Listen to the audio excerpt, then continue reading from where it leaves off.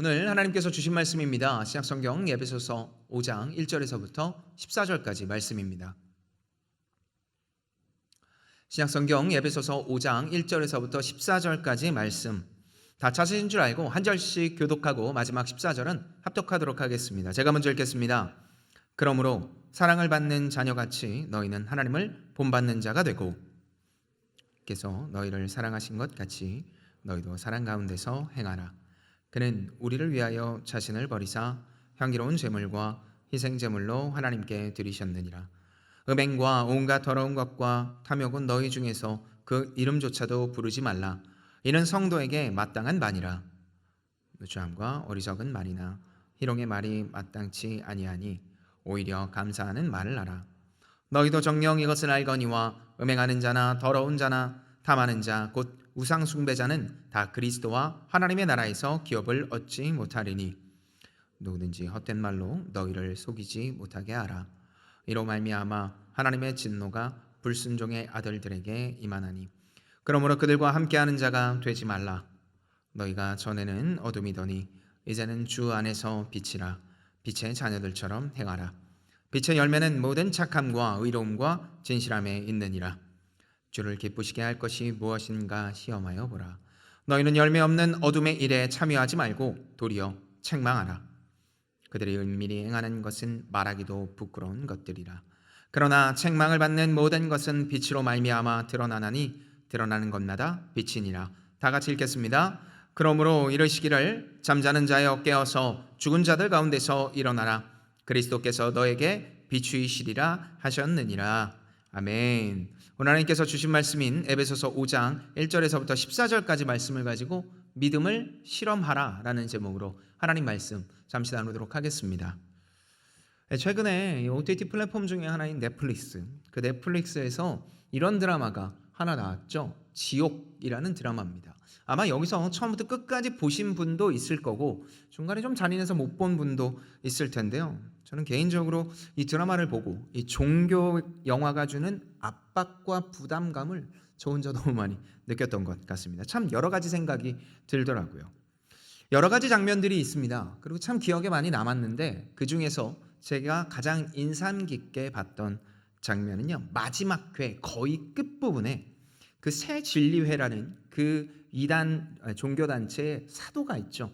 그 사도가 잡혀가면서 했던 말입니다. 신이 아무 원칙이 없는 건 종말이야.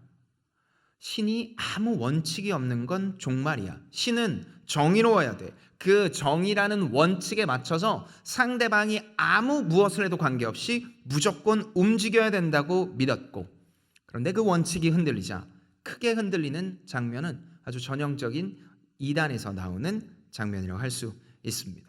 확고한 믿음이 흔들리자 삶이 무너졌고 결국 정신이 분열되는 모습은 모든 것을 다 끝났을 때 안타깝게까지 했습니다.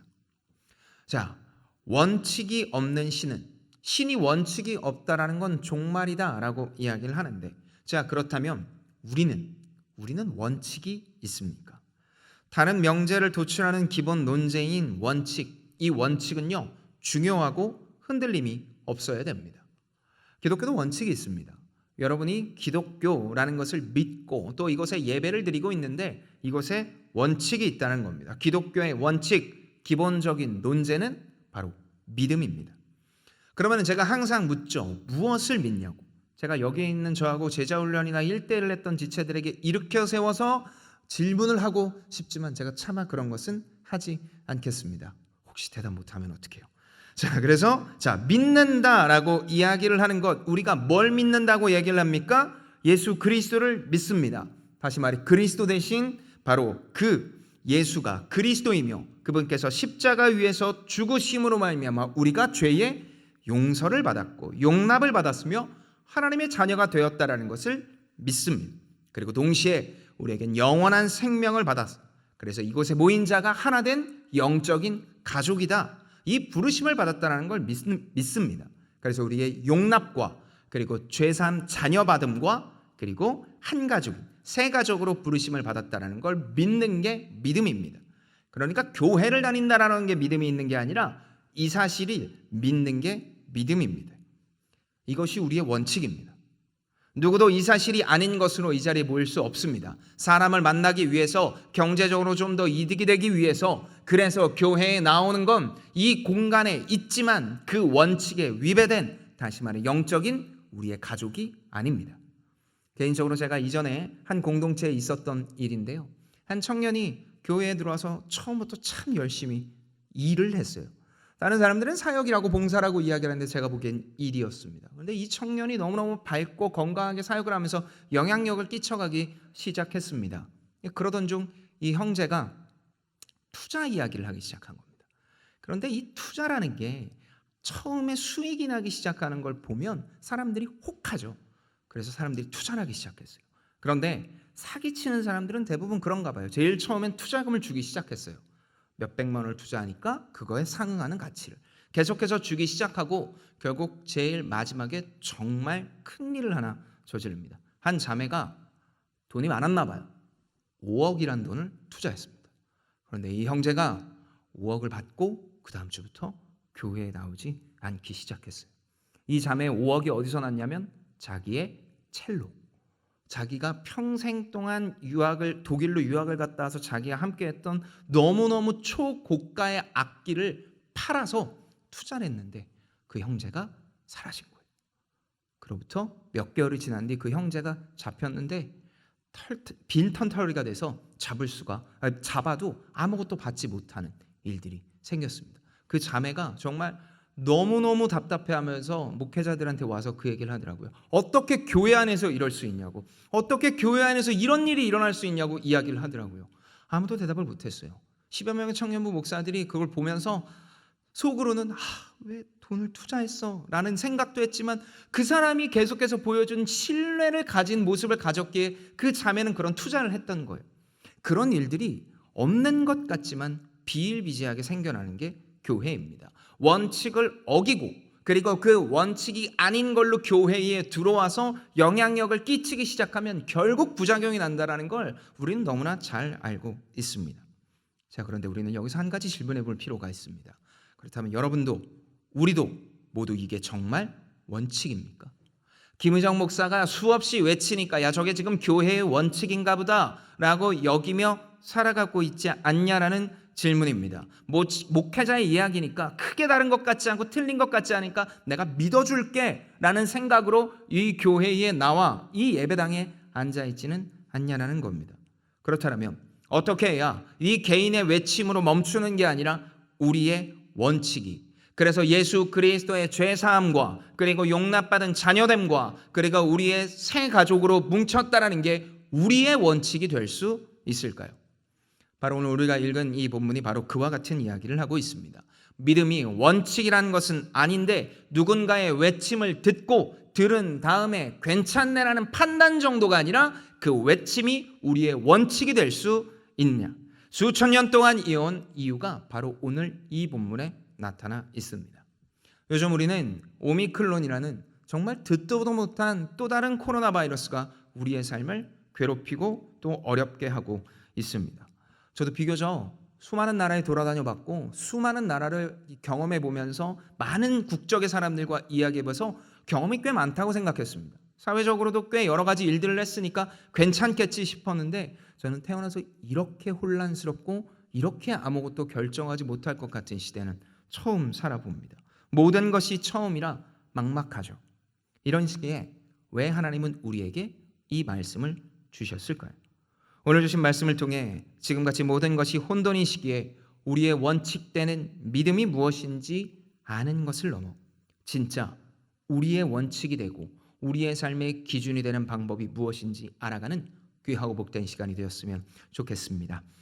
오늘 본문 1절에서부터 2절까지 말씀입니다. 에베소서 5장 1절에서부터 2절까지 말씀. 조금 긴 본문이지만 우리가 다 같이 한 목소리로 읽도록 하겠습니다. 에베소서 5장 1절에서부터 2절입니다. 시작. 그러므로 사랑을 받는 자녀같이 너희는 하나님을 본받는 자가 되고 그리스도께서 너희를 사랑하신 것 같이 너희도 사랑 가운데서 행하라. 그는 우리를 위하여 자신을 버리사 향기로운 제물과 희생 제물로 하나님께 드리셨느니라. 앞선 본문인 에베소서 4장 25절부터 32절까지 말씀에서 하나님을 본받는 자가 되라 라고 이야기를 한 이 사도 바울은 이제 본받는 것이 무엇인지 구체적으로 말합니다. 우리가 방금 전에 읽었던 2절 중반에서 사랑을 행하는 것이라고 이야기를 합니다. 사랑을 행하는 것. 여기서 말하는 사랑은 요한복음 13장 34절에서 예수님께서 마지막에 하신 그 사랑과 동일한 단어입니다.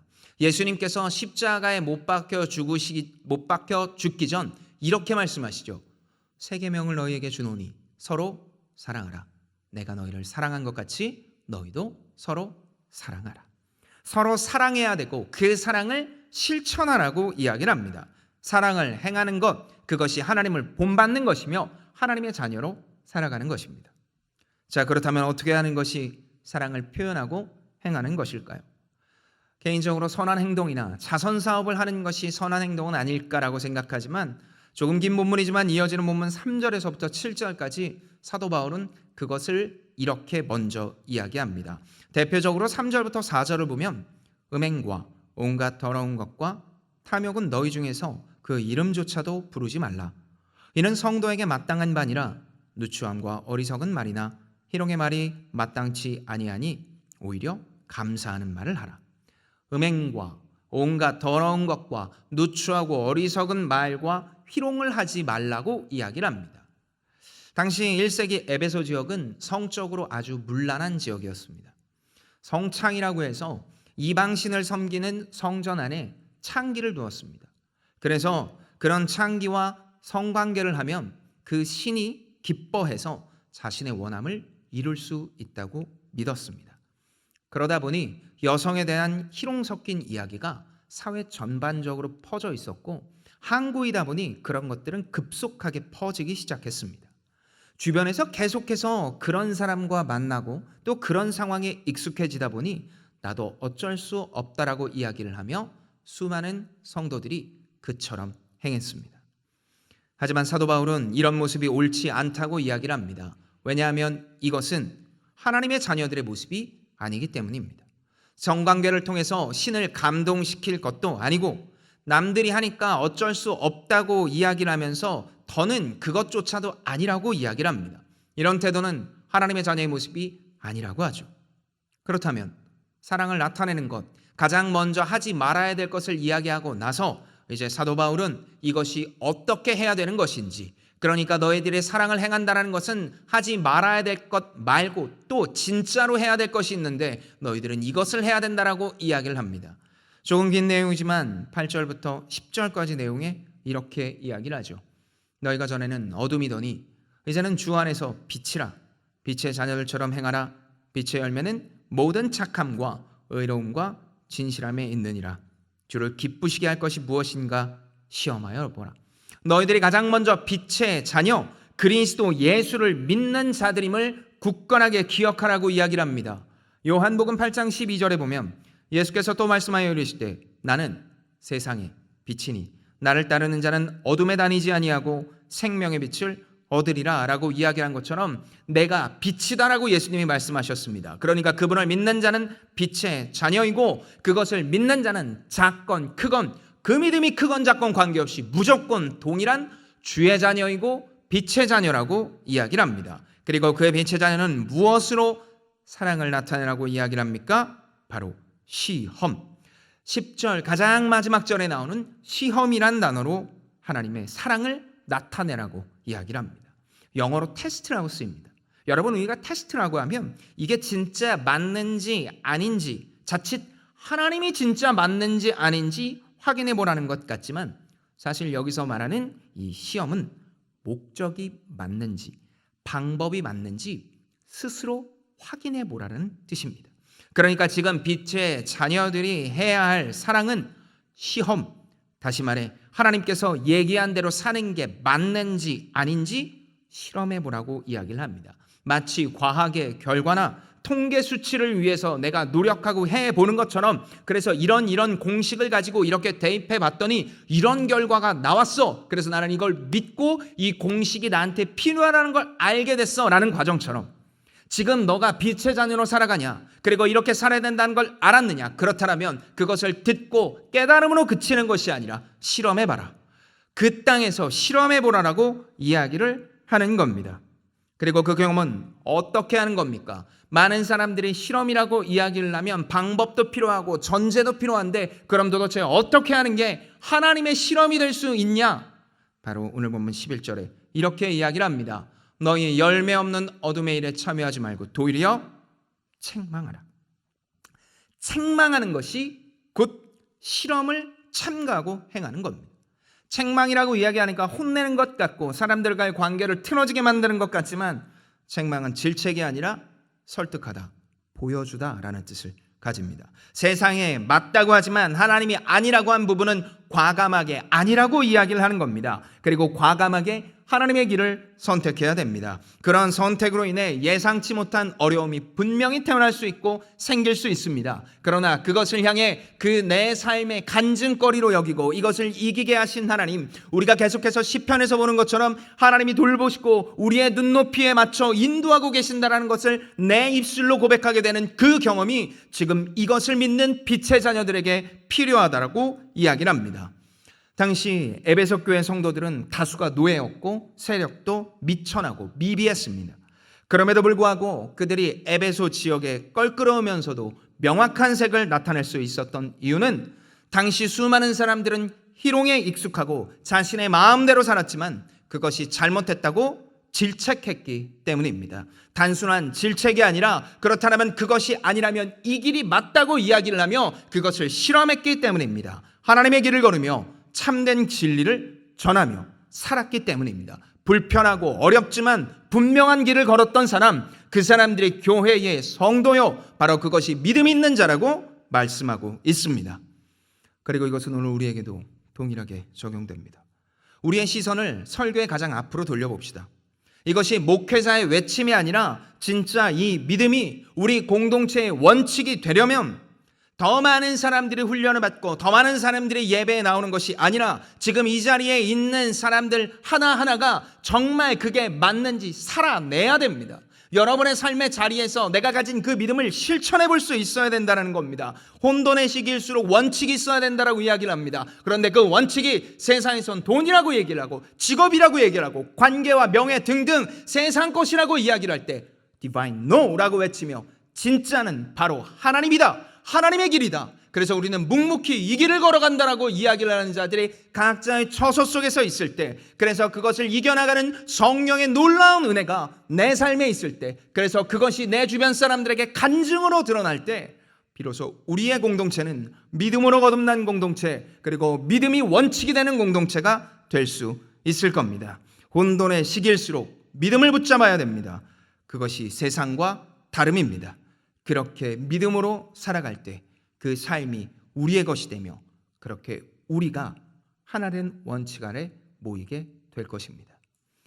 사랑하는 JPP 여러분, 오늘 본문을 통해 하나님은 우리에게 타인의 믿음이 나의 것이 아니라고, 그래서 믿는 사람들 주위에 있으니까, 교회 다니는 사람들 옆에 있으니까, 또 혹은 내가 모태신앙이고 우리 부모님이 장로고 권사고 집사요, 그래서 내가 목회자의 자녀니까 이 자리에 나와 있고 하는 것이 마치 믿음이 있는 것처럼 착각하고 있지 않는지 돌아보라고 얘기를 합니다.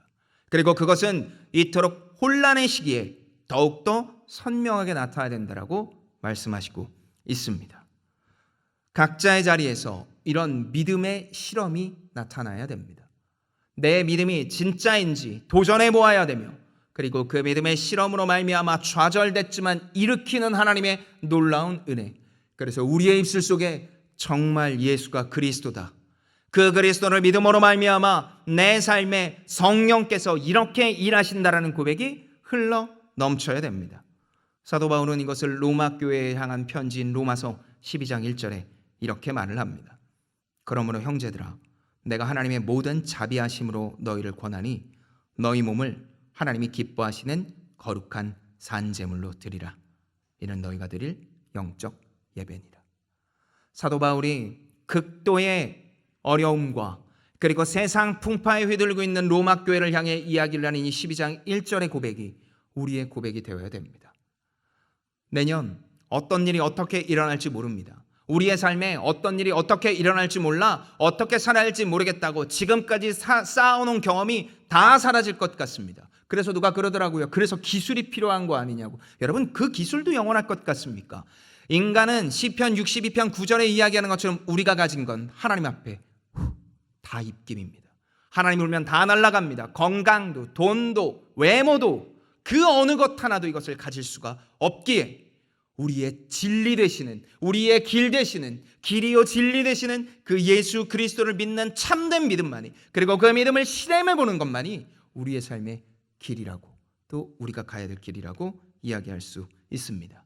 거룩한 산제물로 드리라는 얘기가 바로 그와 같은 이야기입니다. 그리고 그 믿음이 진짜인지 드러날 때 비로소 우리는 예배자로 서며 종말을 기대하는 천국 백성으로 살아가게 될 것입니다. 이렇게 구별된 자, 그런 구별된 자들이 이 자리에 모여 하나님을 찬양하며 주께 도움을 구하는 귀하고 복된 인생이 되기를, 그런 우리 JP풀이 되기를 예수님의 이름으로 축복합니다.